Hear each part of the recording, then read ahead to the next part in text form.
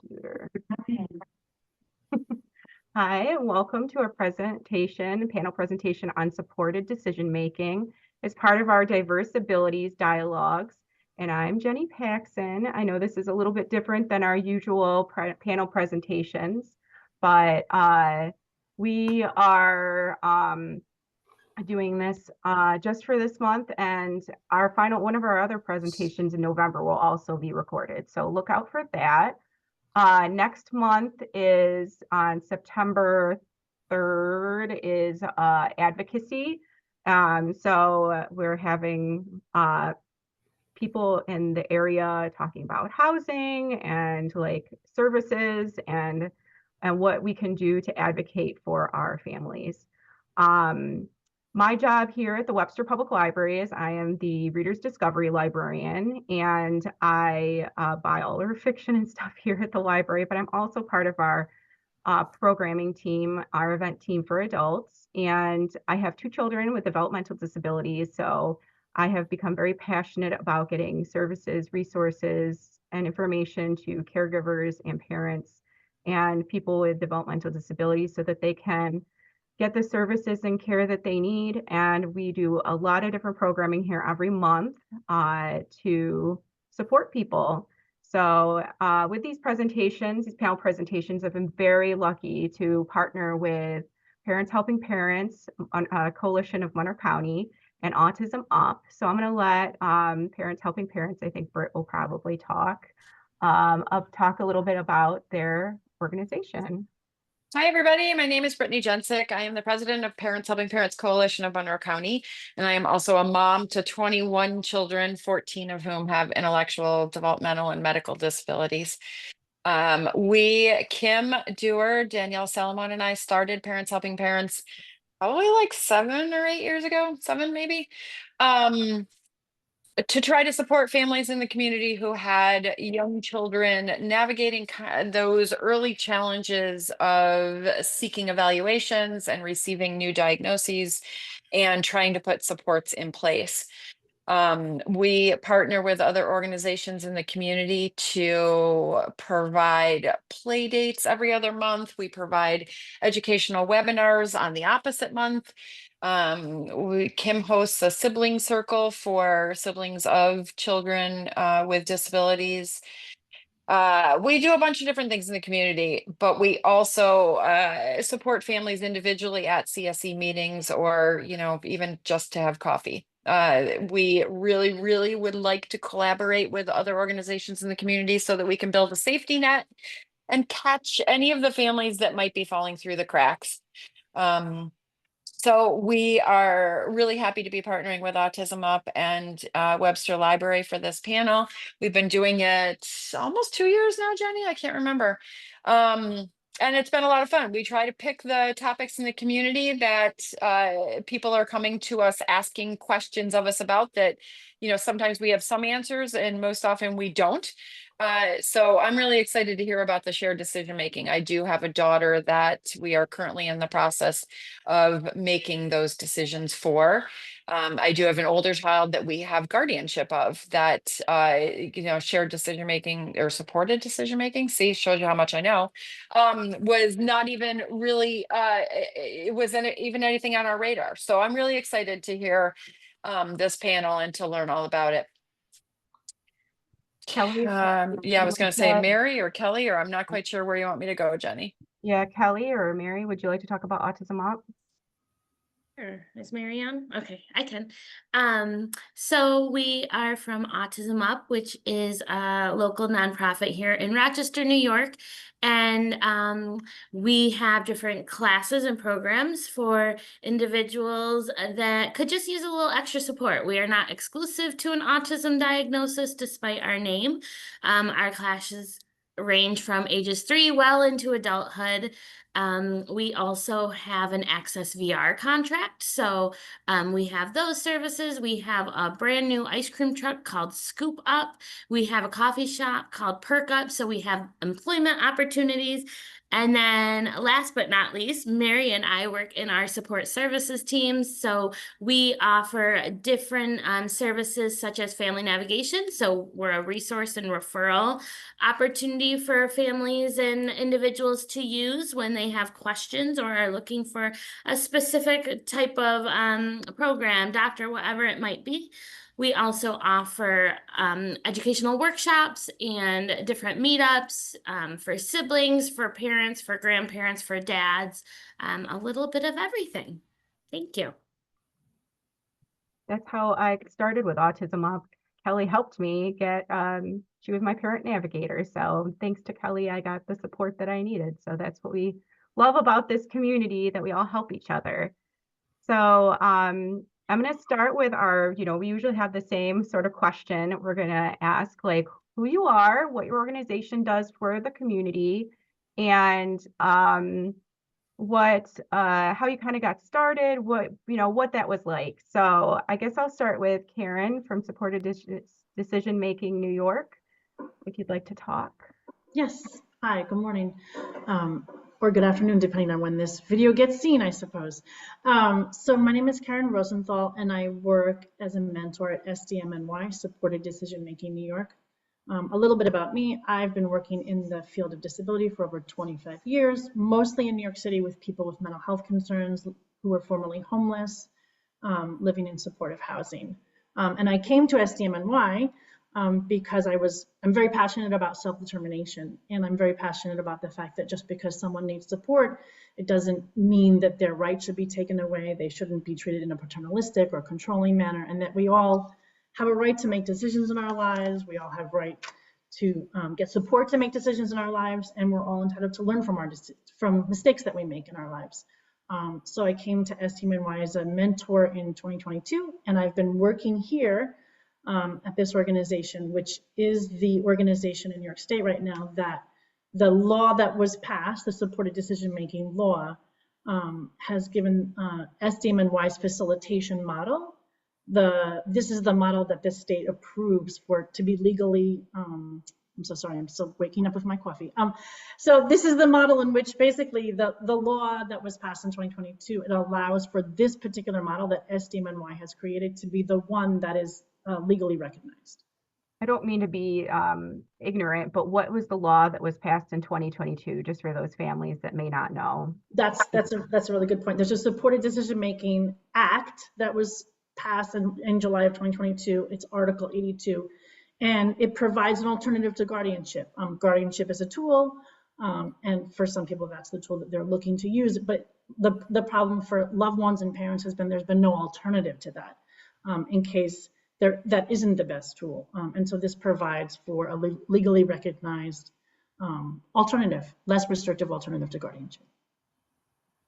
Awesome. Craig, would you like to talk about your role and how you got started? Sure. My name is Craig Menig. I'm Member Relations Manager at Person-Centered Services.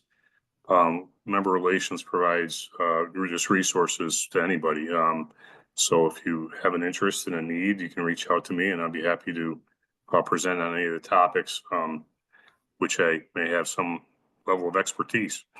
So I've been in the field about 28 years, and I have a brother with a traumatic brain injury, so it's a little personal to me as well.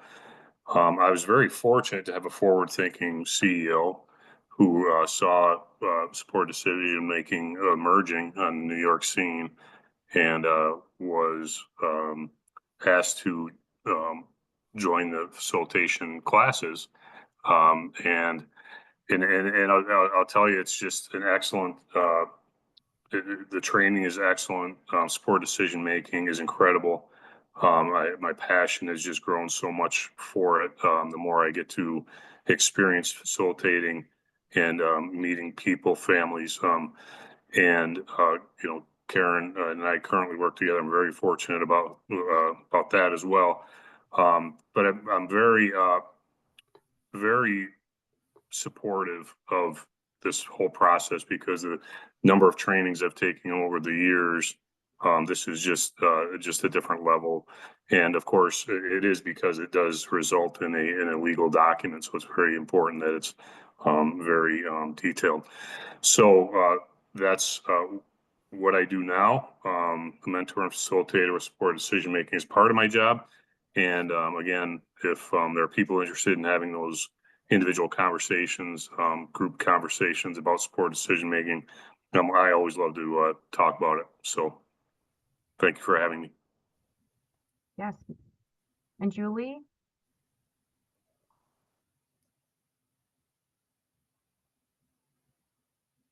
Sorry, just needed to get off of mute. Hi, I'm Julie Buick. I have two sons with developmental disabilities, autism and Fragile X.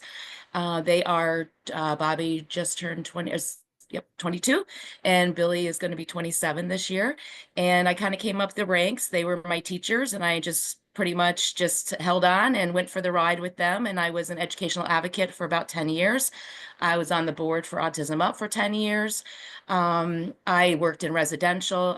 I currently work in self-direction. So I work as a associate director with Heritage Christian Services, and I am supporting FIs who are helping families and individuals to self-direct their services here locally in Western New York. I went to a conference about, oh my goodness, probably, I think it was an inclusion conference in Denver, and I learned that there was alternatives to guardianship. I had been on a path that was telling me, everybody was telling me I had to do guardianship for my kids. That was the way to go.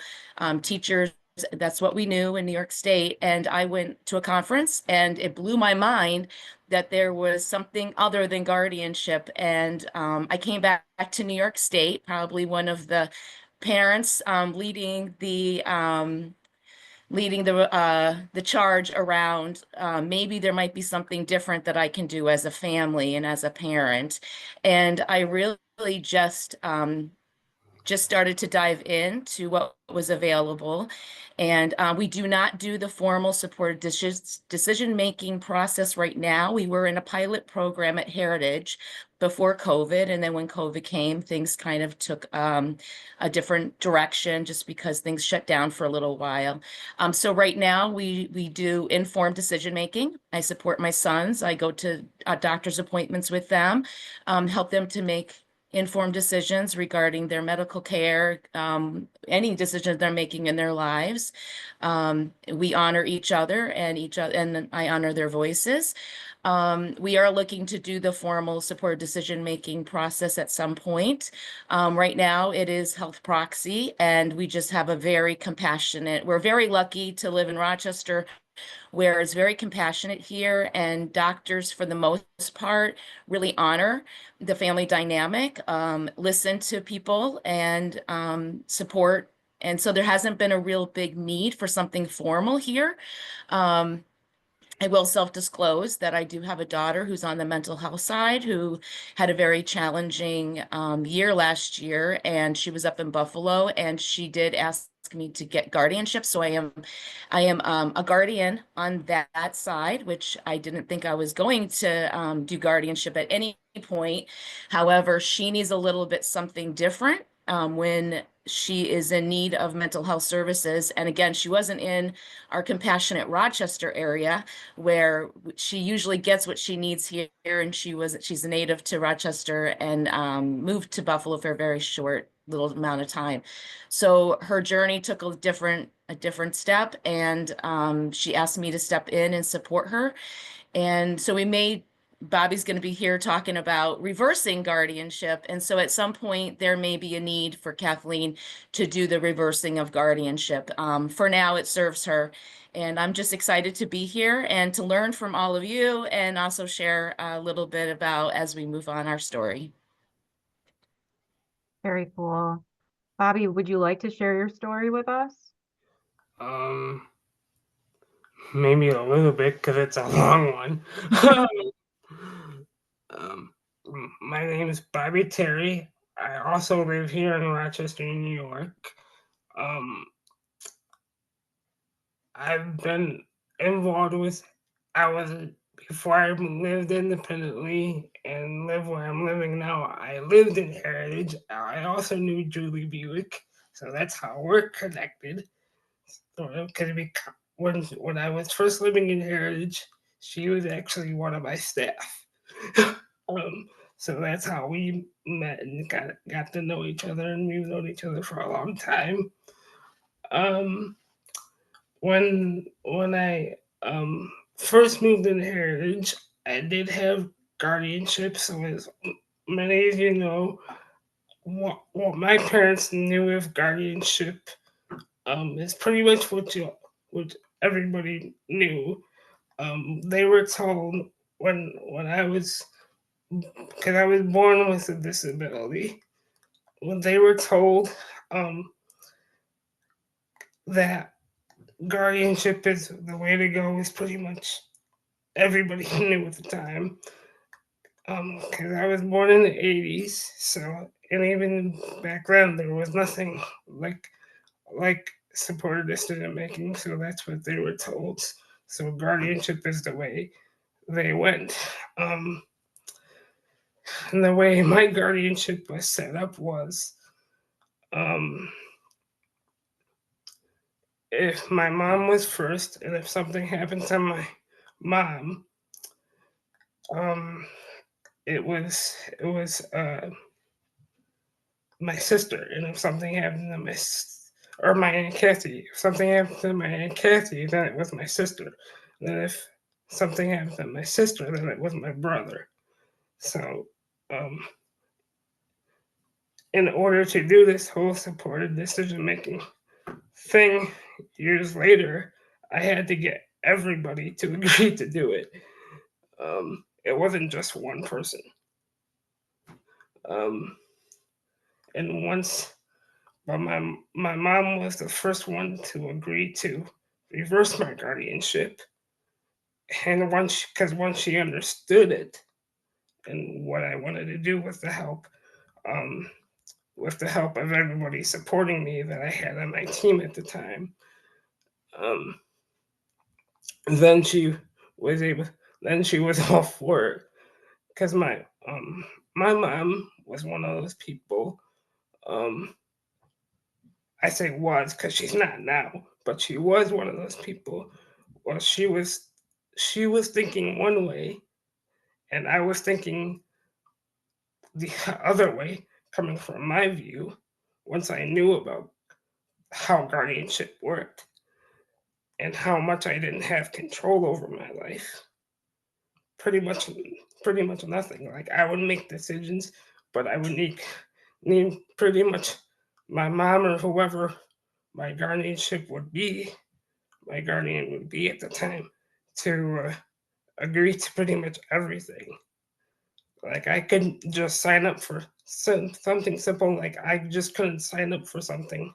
Like they would need my signature as well as my mom's signature and possibly somebody else's. um, so that's kind of what got me started in this.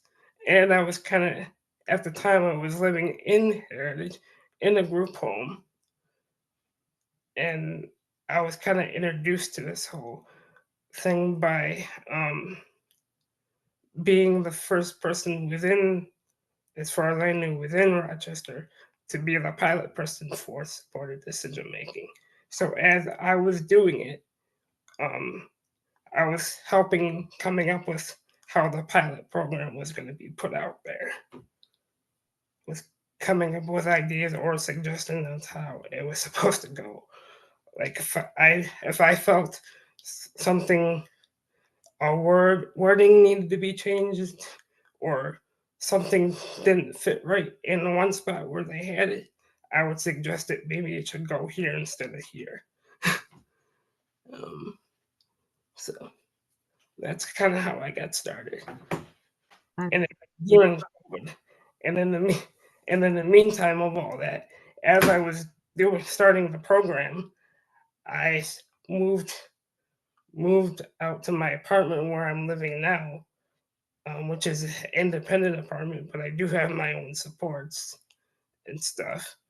Um, in 2019, actually just before COVID, because I literally just moved out to Henrietta in Rochester just a few months before COVID of 2019-20. So Thank you for sharing your story, Bobby. That's amazing. And I'm glad you were able to get some more independence and live your own life and make your own decisions. So I'm going to ask, I'll go get ahead. more into my story as we go along. Okay. I'm going to ask, because we've talked a lot kind of about it, but how do people get started? What is the process for the supported decision making? Karen, Craig, Julie, can you give some ideas on how people get started? I can start, but Craig, jump in, please. So yeah, people contact SDMNY. I can put in the chat the link. There's info sessions if people are just sort of wondering but not really sure, and any stakeholder can join an info session. And then there's sign-up sessions, and a sign-up session is important for the individual with intellectual and developmental disabilities. We call them decision makers, to attend and learn more about it and then agree to be a part of the project. And then they usually wait a couple of weeks or something, and they get matched with a facilitator. And that facilitator, as Craig talked, Craig's a facilitator and also a mentor. I'm a mentor and a facilitator as well.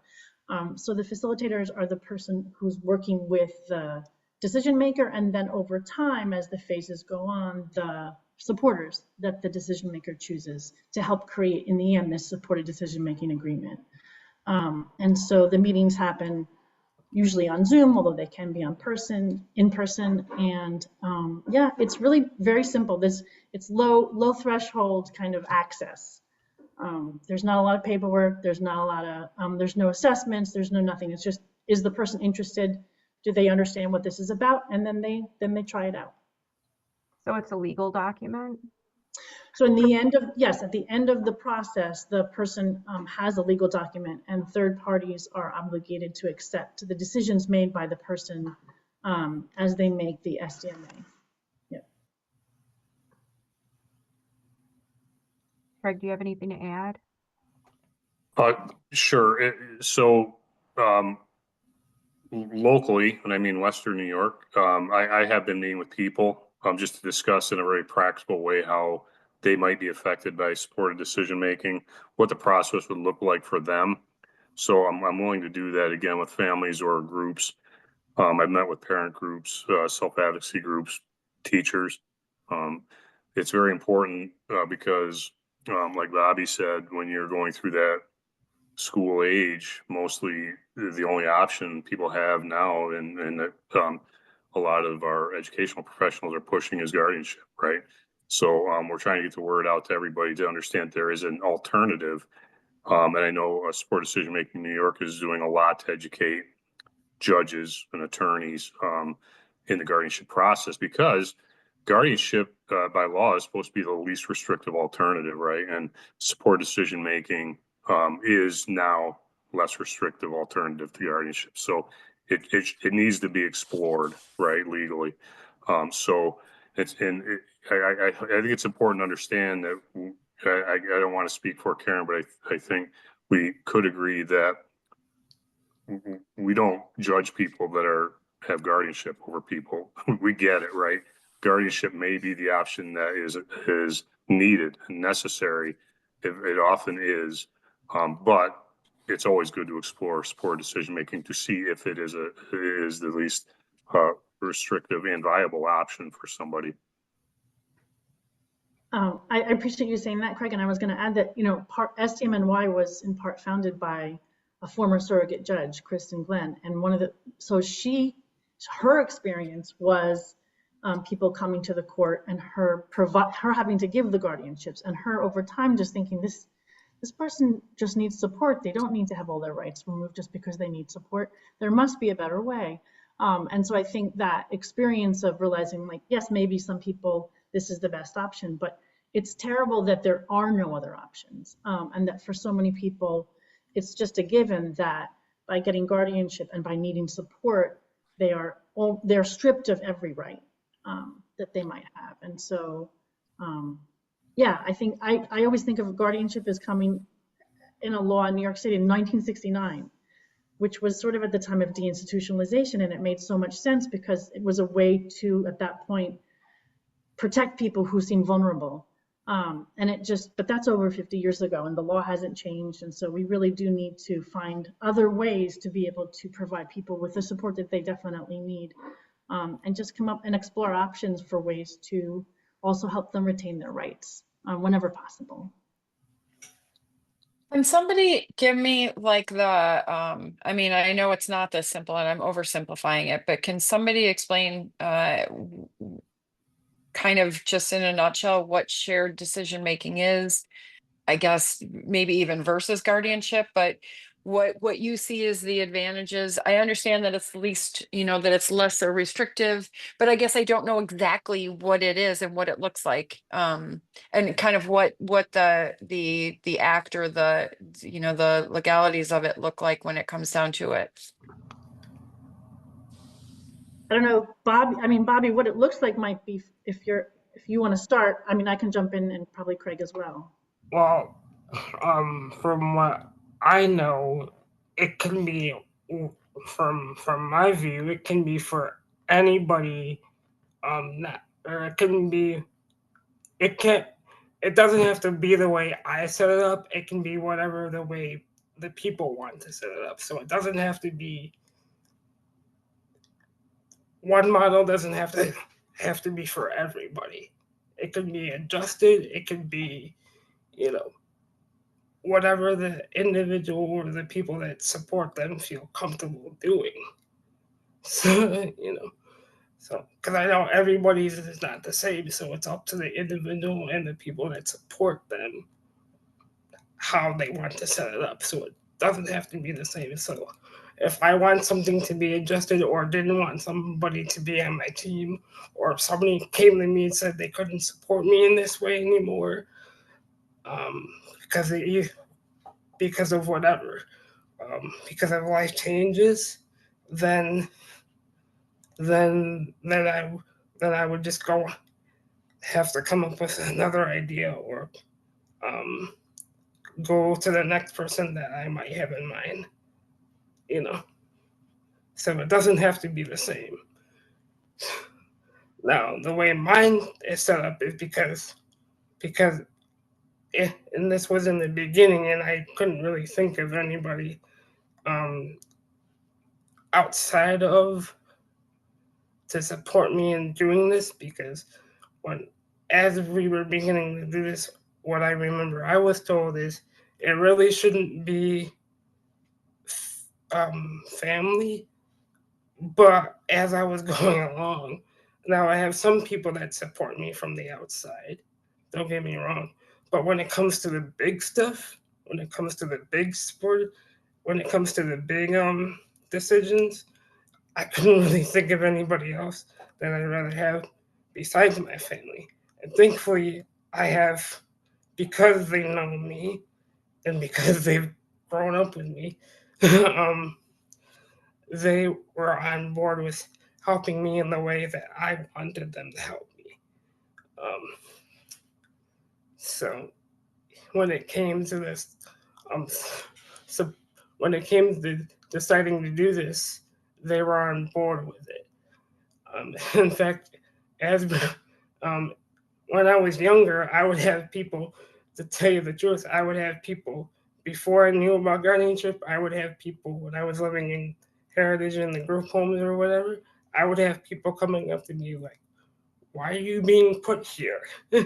Why are you here? You should, they would tell me that, they wouldn't say it out loud, but they would tell me themselves, like, ask me, like, why am I here?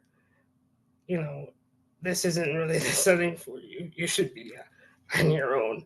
So even before I knew about the self-guarding, about supported decision making, I would have people come up to me and be like, you should be more independent. So, it wasn't just me saying it. It was a whole bunch of people that were on my team in Heritage telling me and giving me encouragement to go ahead and do this. Because part of my thinking was, well, how is, mainly because she was my first person, how is my mom going to react? Because I had to get used to the fact of, okay, I can do this. You know, I shouldn't be afraid because my mom was always thinking, what's going to happen to his supports? What's going to happen to his money, basically? What's the government going to do? Especially if I lived on my own. Because she was thinking at the time, oh, he's not going to have the supports he has. There's going to be no safety net. Da, da, da, da, da. But once everybody knew that that wasn't going to happen, oh, she was gung ho about it. In fact, I had to tell her, slow down. You know, it takes time. It's not going to happen right away. But she was all gung ho. She would tell people, and then she would come to me. And in fact, our relationship is better now than it has ever been. Because before then, it would always end up in arguments, you know, because I could never get her to see my point of view. Because she was always, because she's, to give you an idea, she's a nurse. So she's been through the way the old system was. And she was thinking that way instead of seeing it through my eyes. But once more people talked to her, the light bulb eventually went off. And then, because she was more worried about her concerns instead of my concerns. Can I jump in, Bobby? Because you said some really important things. You talked about how the SDMA, the Supported Decision-Making Agreement, and so to sort of your question, Britt, it's very person-centered. So you have more of an ability with an SDMA to personalize it, to individualize it, rather than just this blanket, everyone gets the same thing, because there's no other way to do it. And almost every decision maker that I've met, and Craig, you can jump into, but I mean, almost everyone chooses family.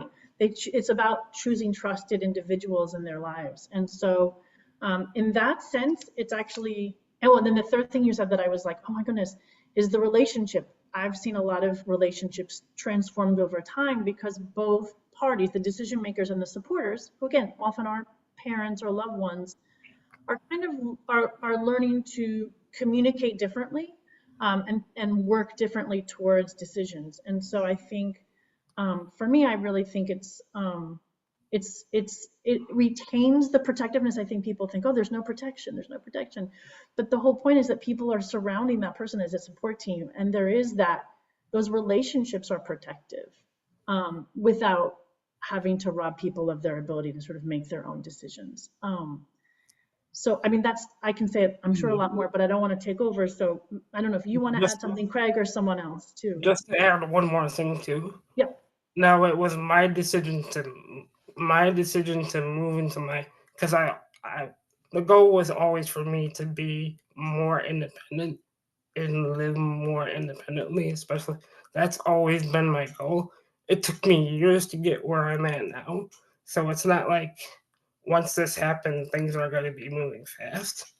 It took me years to get where I'm at. Just because I didn't know and about everything I know now. Um, and so it takes time. So even because it was my decision to move. So the person that's now it's up to them. The person that's or up to the people that support them too. But the person that is so the person doesn't even have to move on not if they don't want to, but they can still have the guardianship, you know. So that's what I mean. Like things don't have to be that way. Like, you know, things can always change. Like if I ever need to move back into that would be up to me and the people that support me. But the way it works is like well, for a person like myself is it it can be up to the person, but the people they can talk to whoever they want to about whatever situation they're in to help them make the decision. But also it's up to that person to make the final decision, or persons, depending on what they know. Yeah, I think that's important to understand that because it's a question I get a lot when I'm doing presentations. Well, you're a facilitator. How are you helping people make decisions? Well, we're not. What we're doing is helping the people create a framework of support so they can make decisions for themselves, right? So I think that's that is something a lot of people come to with that kind of misconception, right? But the decision makers get to choose who they want to support them, how they want the support to be offered, and in what areas they want support. And it's very detailed. That is what the ultimate support decision making agreement looks like. Is that framework in that formal document? So that's really important for people to understand when they're getting into, especially supporters, because as Bobby was saying, a parent, they want to protect their children, and that's very natural. And for a long time, people were making decisions for their child, right? And so that's a very difficult kind of transition to make sometimes for a parent. But when they embrace it and they understand what the process is, it's very successful. I'm just going to jump in and we have a question in the chat piggyback really on a quick. little bit of what Bobby was saying too, is it's an ebb and flow, right? And so you get what you need in the moments, and you can backtrack if you need to, and you can go to certified settings if you need to, or live in the community. We in New York State, we have a lot of different services that allow us to live independently in the way that makes sense for us. I do just want to also share that I don't have the formal support decision making. It does take time. To what Bobby said, it takes a lot of time. It's a very thoughtful process. You have to get your circle of support involved. You have to make sure that you are outlining all of the things that you want. In the meantime, there are other avenues to use in order to be successful without guardianship and without support decision making. So again, there's a lot of different alternatives to guardianship. Right now, you can do health proxy. You can do power of attorney, or some of the more legal kinds of things that you can use to get the support that you need so that you are being respected, especially if you have a lot of medical needs. My sons don't have a lot of medical needs, so it's really just the conversations with doctors right now about, I'm part of their circle of support, and they're telling their doctors, I want my mom to be part of the process, and she is going to help me make informed decisions. And so there is that respect and honoring, but it does take some education sometimes on families' side. We're very lucky again in Rochester. We have a very great medical community. We're at the complex care. So it's really easy for me to be able to support my kids, my sons, without a lot of, trying to force it a little bit, which in other systems and maybe in other areas in New York State, it might be a little bit more difficult for families. But here, I find that it's a little bit easier. The other thing is that parents can be rep payees. So I can still, my boys have Social Security, and I am their rep payee with Social Security. I support them with their finances. I support them with their decision making around what they want to spend their money on. For the most part, they have their ATM cards, they have their cash, they go out, they do self-direction, so they have people that support them. So there is the support. I need support sometimes with budgeting. I need support with making good choices that are going to honor my, my long-term goals.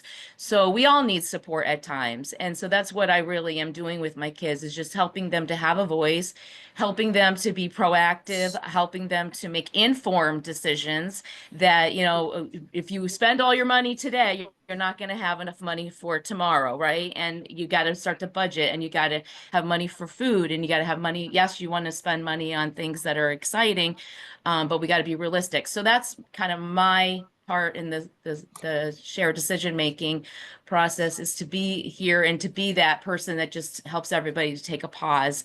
Doesn't mean that I'm going to overstep or tell anybody, any of my kids what to do. And we think differently. We want different things. I honor their voice completely.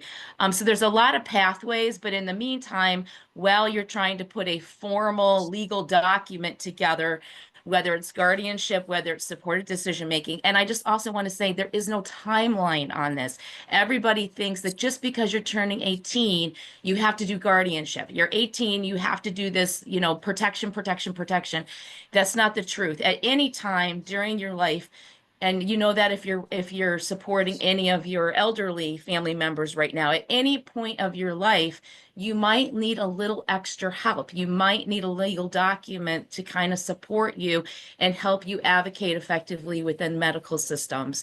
I find the medical system is probably the hardest system. So again, I don't have kids who have really big complex medical needs, but that's really where I see there needs to be that really higher level of support, the healthcare proxy, the support decision-making documents, the guardianship. Sometimes it's when there's a lot more health challenges involved. And again, I'm not here to tell people what is the right path. We're all here today just to kind of share our experiences and let families know and let providers know at schools. Craig, thank you for being here, and person-centered services. It's people, it's the professionals and the families that can speak to this, that know a little bit about what's going on and what's available, that can help families to really make those informed decisions that matter, and that, you don't have to do this one and then realize it's really wasn't the path, and then the work that goes into reversing it can be difficult. To Bobby's point, it took a long time because he had to get rid of his guardianship. He had to go through the process to let that go, and he had to get all of his family members, which can take a long time to have those really good conversations to get to the place where you can reverse the guardianship, and then all of the work that it takes to really build a really nice, robust support decision-making document and legal documents that really honor Bobby's voice and give him full capacity over his own life. So I just wanted to just make sure that that people knew that there's protections and things that you can do as you move through this journey. And we're all moving through the journey. We're all moving through the journey, and I'm going to need things as well as I get a little bit older myself. I just had a quick question, Julie. You were talking about informed decision-making versus supported decision-making. And you said supported decision-making sounds like a legal document. How, as a parent, and an individual with a disability, how does that look differently since it's not a legal document? I think the supported decision making really is informed decision making. It's really honoring the voice of the person. So they go hand in hand. One just has a more of a legal document where it pulls it apart and it explains what the roles are, and also has those really good, robust, meaningful conversations as you're going through the process, so that everybody knows what we're doing here is honoring your voice and giving you the power to make the decisions. I just do that naturally as a parent because, like I said, I went to a conference years ago where, my mind was blown that there was something else. And so I really stepped into that. I've stepped into that a long time ago, and and got rid of the idea that there was one pathway. And I really do embrace there's many pathways to live your life. And this is a pathway. Guardianship's a pathway. Informed decision is a pathway. It's really, coming back. It's really coming back to my kids, and it's not my life. It's their life, and I am not going to be here forever. So, when you ask me why it's important, it's because I'm not going to live here forever. And a lot of our kids are put into self-contained classrooms where their voices are stunted, where they look to the adults to tell them what to do. And then as my sons are adult, they're still looking for the adult in the room to tell them what to do. And it was really important for me, as soon as I found out, and they were still in, middle school at the time, elementary school, I think by the time I found out about there was something different. And I really worked with the schools around, we got to honor Billy's voice. We got to honor Bobby's voice. And it's not, for me, it's not about me. It's their decisions. It's their life. And just like I would want someone to honor my life, empowerment. It's really about empowerment. And so when somebody is doing harm to my boys, they can say, I don't want to work with you anymore. Self-direction is here, and people are living independently in the community, and the idea is that they're going to live independently in the community in their own apartment. If I take away their voice and I somehow, put them in a little bit more of a box, that's just my own thinking, then I'm not being true to them. And I can easily go into that place of protection, of that place of wanting to, maybe I think I know better, I'm wiser, and I have a little bit more information. So it also keeps me honest as their parent, to make sure that I'm always taking a step back, and it's really not about me, it's really about them. And I want them to be able to protect themselves in the future, and not just think that they have to, I don't want to say that they're going to be abused or anything, or mistreated, but the reality is that there can be those times, and I really want them to have a voice and be able to say, I know this is wrong and I have rights. So we have a couple questions in the chat. I think that was really great, all your information there. Didn't mean to change subjects really quickly, but we are running low on time. So Danielle asked, seconded, I'm coming at this from the perspective of not knowing anything about the difference between these two options. And I have a 12-year-old and an 8-year-old. So I'm not in this world yet. Are there meetings? What decisions are we making? Is this similar to a life plan meeting? I think this is probably a good question for Craig, maybe. I don't know, because it sounds like you're facilitating and being a care coordinator. I don't know if.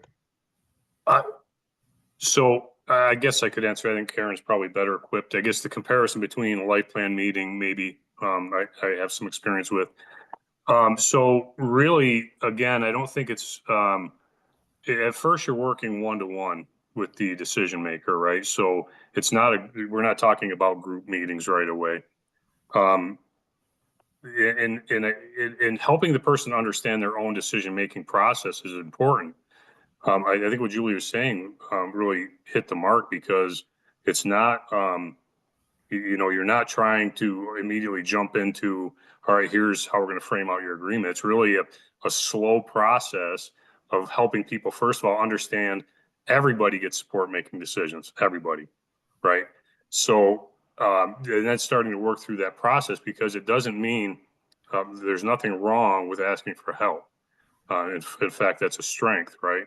I think we all understand that. So when we're working one-to-one with people, and there's tons of tools that Support Decision Making New York offers, worksheets and these mapping exercises, and it's just a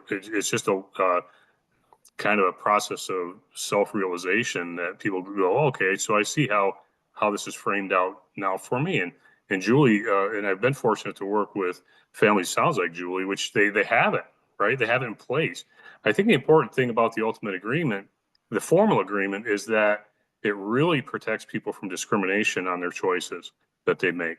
So you got to keep that in context too, because I think sometimes when I work with families, they're thinking, well, when they start, you invite the supporters in, they're thinking, okay, this is going to help me an easier pathway than guardianship to helping me make decisions for somebody. And that's not the case, right?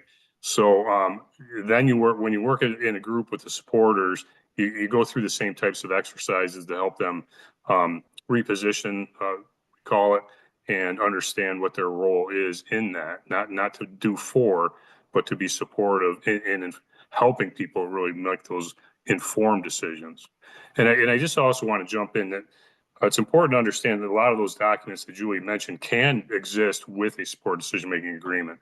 So you can have a healthcare proxy, power of attorney, the ABLE account, and so on. So those are good tools, because those are helping provide supporters with the information that they need to be better supporters to the decision makers.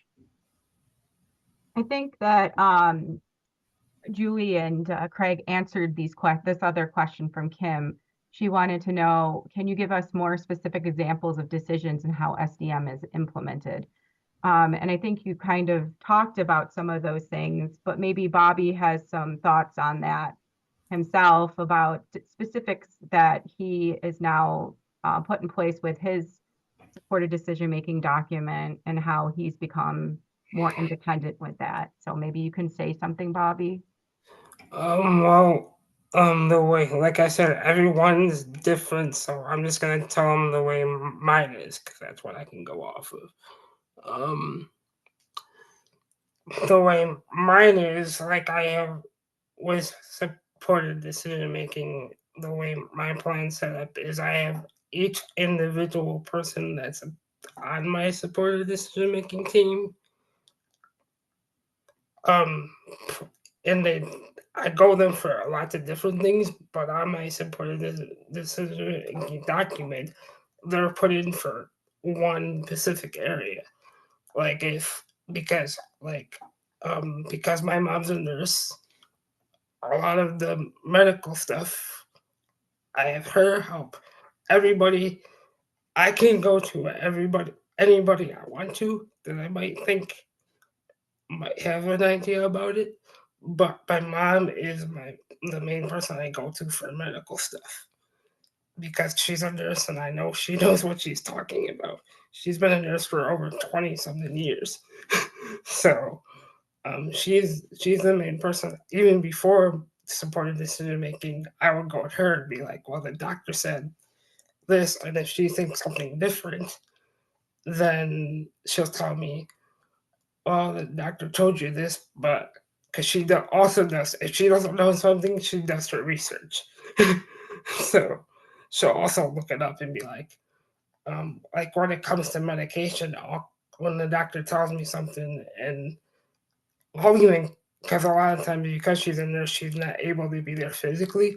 But speaking of doctors, I've been in my own personal doctor's office and actually called her, myself, and be like, and put her on speaker so even though she's not physically there, she's still there.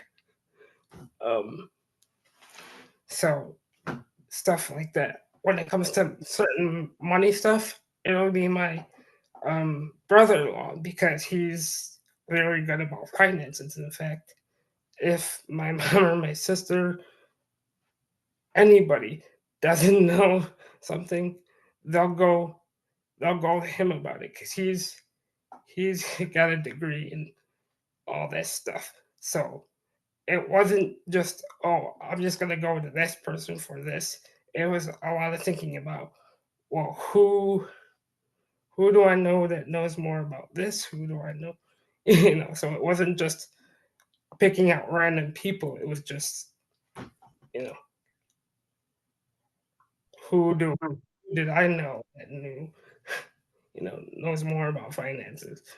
And when it comes to my brother and sister, it's just more of I still talk to them. It's just more of a supportive role,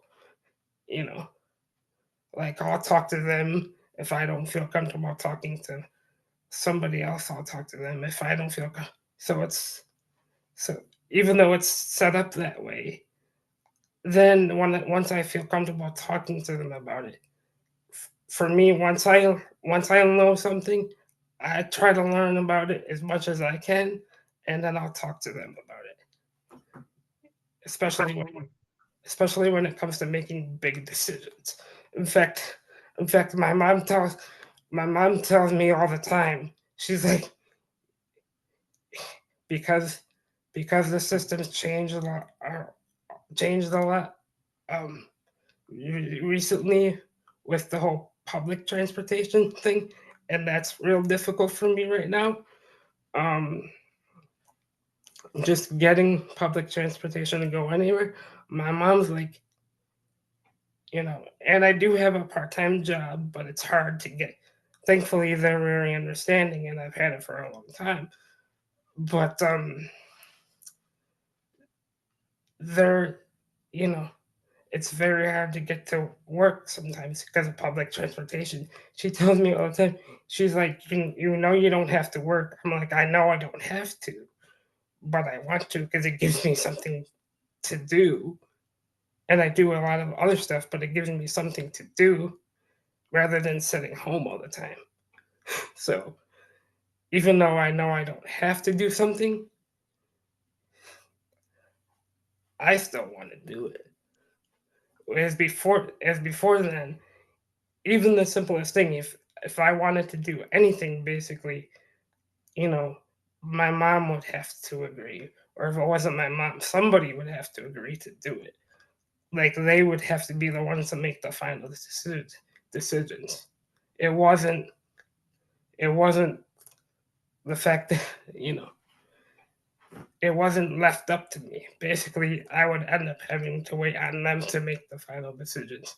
My mom would make the final decision on, okay, he can do it because I feel comfortable he could do it. It wasn't like, you know, it wasn't the fact that, okay, she wasn't supporting me in the way she's supporting me now, which is this is this is what I'm informing you about. This is what I think about it. It wasn't left up to me. As now it's okay, they're giving me all this information. And for me, I take my time in making decisions. And maybe it's because of the way I grew up. And it took me a while to get used to the fact that, you know, every everybody's gonna come to me, and making the final decision. And it took me, in fact, when I first moved out on my own, it took me a while to get used to the fact of, oh, I'm my own, I'm my own, basically boss now. you know, I don't have to wait on other people to make that final decision, you know. And just to respond to what I see in the chat too, it says, I'm still not clear about what this is compared to guardianship. It is really true that there are some guardians that are doing all of these things. Julie spoke so beautifully to this. You can do informed decision making. You can do informal supported decision making. I think the difference is just that it doesn't, at the end of the day, legally, they don't have to. And if someone ends up as someone's guardian and they're not doing that, and then Julie, again, spoke really beautifully to the fact that the person themselves doesn't know that they have a voice and doesn't know what their rights are, they can really be trampled. And I think sometimes it's more nuanced and subtle. And I'll just give a quick example, which is there was a sibling who was going for guardianship over their sibling, and they had all the best intentions. And I know they really loved their sister, and everything was really beautiful. And however, they lived somewhere. I'm trying to be really not identifying who this was. So they lived somewhere. And from their perspective, to be a good guardian, their intention, they wanted to move their sister with a disability closer to them. And the sister didn't want to move. And so they ended up in a power struggle about just something as simple as like, but you need to move closer to me because I'm your guardian. And that person absolutely didn't want to move. Their whole community was somewhere else. And something I think that maybe that sister didn't really recognize, and this goes back to Bobby, what you were saying about your mom, and maybe she just wasn't seeing it from your point of view. Something that might not seem like a big deal to the sister was everything to this person. Her whole life was built around a community, her work, her roommates. And so I think, and if that sister had gotten guardianship, she could have made that decision and probably wouldn't have recognized how powerful and impactful in a negative way that would have been on her sister. And she wouldn't have meant any harm, and she loved her sister very much. To add a little bit more to that, in fact, my sister actually said to me as we were going through the process, she didn't know how much in fact, for her own kids that don't have disability, it helped her to better her relationship as they got older with them. But she didn't realize, or nobody realized, how much how much I didn't have control until we went through this process. In fact, how much as far as being able to do what I wanted to do, they were like, wow, because like I said in the beginning, when we were kids, there was nothing like this, and everybody was still fact, when I was 18, I didn't even know, you know, because I was even told, well, this is just so at 18, 19, of course, I'm a teenager, so I'm not going to be thinking about it that way. But as I got older, I started to realize this is ridiculous. Because even when I had my own guardianship, because it's the way my guardianship was, it was people would go to me, but then I would end up having to be the middle person between my parents, and then because they would come to me and be like, well, could you talk to your mom about this? Could end up being the middle person instead of being the one with everybody's communication. And for me, I kind of hated that. It was just like, this is ridiculous because I'm having to communicate between, I do that much better now, but when I was younger, I was having to communicate between, the person telling me and then my parents, and it was just a whole big, huge mess. Thank you, Bobby, for sharing your story. Thank you to everyone. I don't know if anybody has any final thoughts before we wrap up, or did Britt or anybody else have any final questions that they wanted to ask?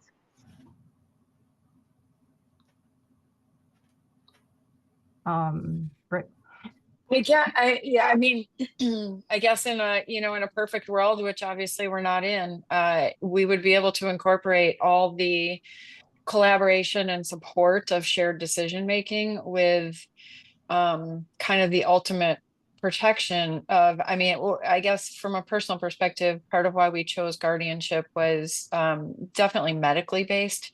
And that, but it sounds like you can also do healthcare proxies and power of attorneys and other things to protect the individuals. But as I was listening, I only have guardianship over one of my children currently, and I have not yet gone through any process with any of the other children because they're younger. But fortunately, we had all of those decisions identifying the support individuals and, who my daughter would talk to when she wanted to make some decisions with her money and who, where she wanted. We really had a lot of extensive discussion, kind of developing that support network. It sounds like that's one of the real advantages of supported decision making. That, you're identifying those people that have your child's best interests at heart for them in a semi-formal way, unless I'm kind of misunderstanding some of the framework that goes into it. I think in a perfect world, we'd all be having all of those discussions. The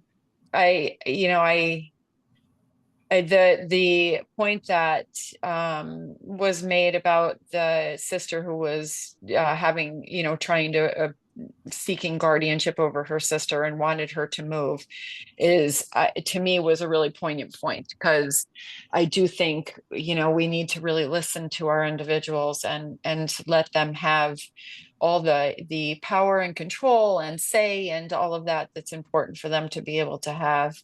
And then, again, in a perfect world, they're all protected too. I want that even for my children who don't have disabilities. I think it's a parent and it's a caregiver's role to just want to fiercely protect the people that we care about, the people that we love.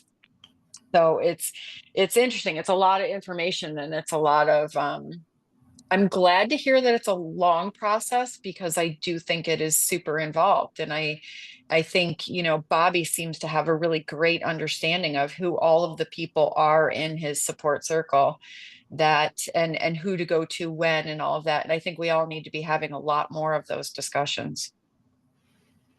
So I guess I really didn't add anything. It's an interesting, and I guess it didn't even have a question. It's a lot of information to take in. And I think all of the things that all of you mentioned are conversations, regardless of the path that you're choosing. I think they're all conversations that we all need to be having, I guess, is kind of my final comment. I just think all of those discussions need to be had regardless of the paths that we're choosing. I think it's you have a good perspective just because you're also going through that process currently. So I think even though it's not a question, I think it's a valid statement and comment through the whole process. So you've learned so much today, Britt. That's I would say that, guardianship is you're in a relationship with the court system. And so that's important to be mindful of. And with that relationship comes where, you really, as the person who is the guardian, you want to make sure you're doing everything according to what you need to do because you need to appease the court now rather than kind of appease your loved one. And so there's that hierarchy there. And I think that puts the strain on I'm not saying it does, but it can put a strain on the relationship.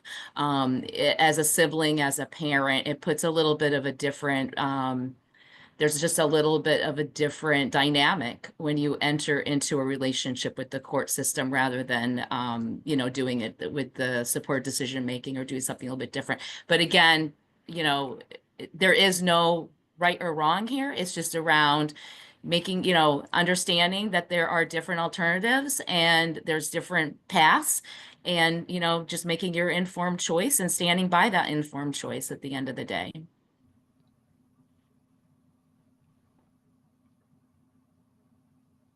Oh, you're on mute, Jen.